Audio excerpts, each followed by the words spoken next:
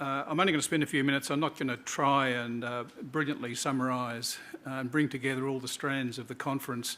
I think we'll all have taken different things away from it. But for me, I guess it's reaffirmed that we are in a kind of state of flux at the moment, and there's academic work going on, but at the same time, governments are already moving and they're already doing things, and we can learn from each other. And one of the functions of an ANZSOG conference is to help us learn from each other and help build networks as a sort of an extension of the academic work that ANZSOG does.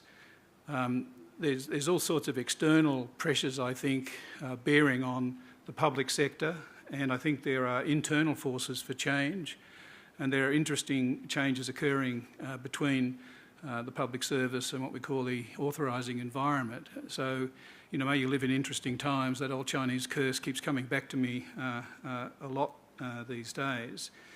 The sort of qualities, I guess, if we think about, you know, that have come out of all of this, really, given the uncertainties, given the changes, given the need to manage all of these relationships and use new technologies and harness teams effectively, it's really qualities of adaptive leadership and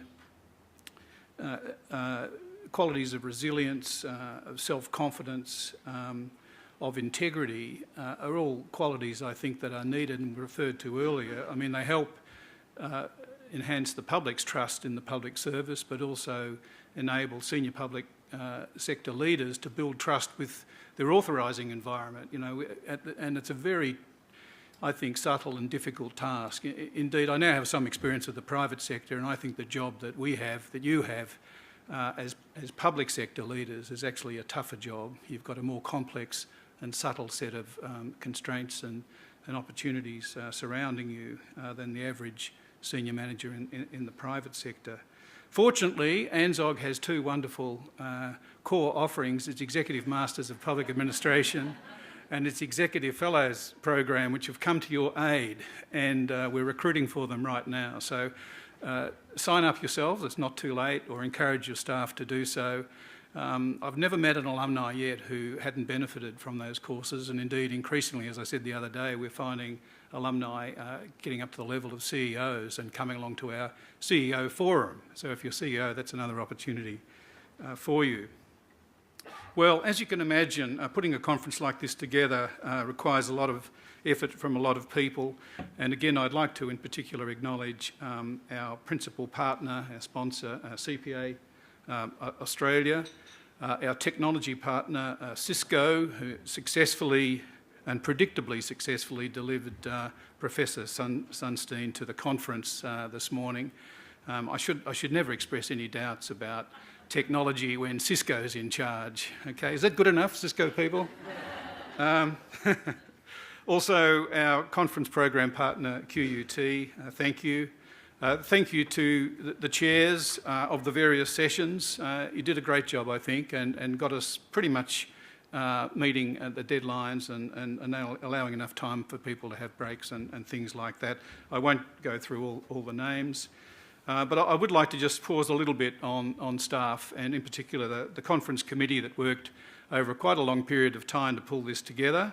I inserted myself a bit into this committee this time, which I think was an unusual thing for the Dean to do, but the Deputy Dean, Peter Allen, was very gracious about that, and he and the other members of the team, John Warner, Michael Mintram, Monica Pfeiffer and Janino Flynn, Glenn Sheldon and Tracy Fisher, who I think deserves a special thank you, and in fact I might ask you collectively to give her a round of applause.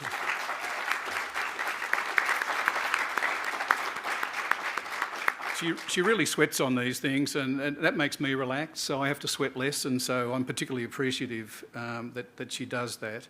But also our team who are here and we're making things work, and when I lost the papers I needed, you know, at the last minute they would deliver another paper and so on. So except for the bio for Joe Hockey, and that wasn't important, which gave us that one-liner about, you know, he doesn't need any introduction, which is literally true in his case. Apart from that, they saved me every time. So Kate, Susie, Shauna, Carly, George, Rosie, Jen, sounds like a band, doesn't it? And then members of the Canberra team, Shalane, Claire and James, and we also have Stephen, Sam, Michael, Noel and Izzy on the mics. And a special thank you to Michael on coffee. He got me through it. I don't know about you. So, again, and finally to you, our conference delegates, thank you for the support that you've provided for this annual conference. We're in the early stages already, believe it or not, of planning for the 2015 conference, which will be in mid-August in Melbourne.